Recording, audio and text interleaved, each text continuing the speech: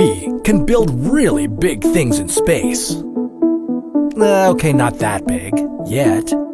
But we've packed the Earth's lower orbit with about 5,000 satellites, some still functioning and some not.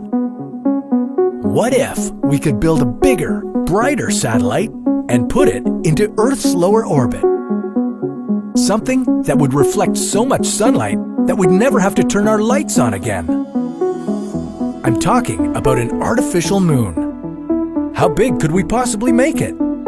And why would it be a bad idea to proceed with this space construction project? This is What If?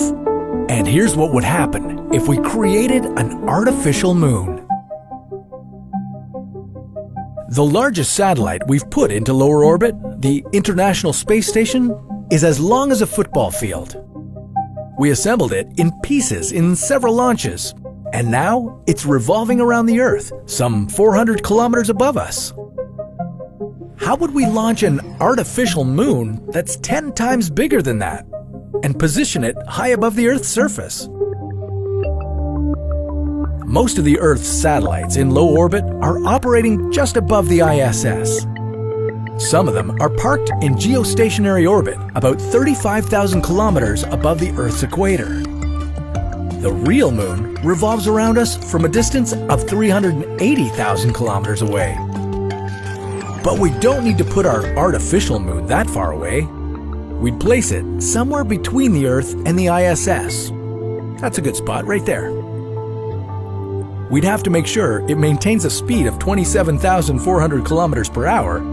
Otherwise, it falls back to Earth. We'd cover its surface with some highly reflective material so that it could bounce the light from the sun back at us. Then, we'd turn off our lights and enjoy bright nights all year long. If you're not into falling asleep with the lights on, you'd need to get some very dark blinds for your bedroom. Too bad animals wouldn't have the same option. This new moon might cause havoc for nocturnal creatures who rely on moonlight to mate, hunt, or navigate. Too much light at night could mess around with your body too, leading to obesity and a higher chance of heart disease, diabetes, and depression. The artificial moon would also obscure the view of the natural sky. Ground-based telescopes wouldn't be able to capture images of deep space.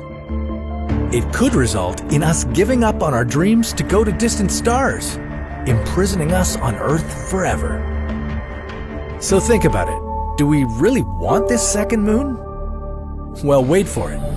Some sources have reported that Chinese space engineers are already working on it. Their moon would be not just 10, but 80 times bigger than the ISS. It would shine 8 times brighter than the natural moon, and it would supposedly save them $173 million a year in electricity bills. However, we haven't seen the actual plans or a development strategy, so don't be upset if an artificial moon doesn't appear in the sky sometime soon. We still like our natural, beautiful moon that we could colonize and use as a cosmic airport for future space travel. But that's a story for another What If.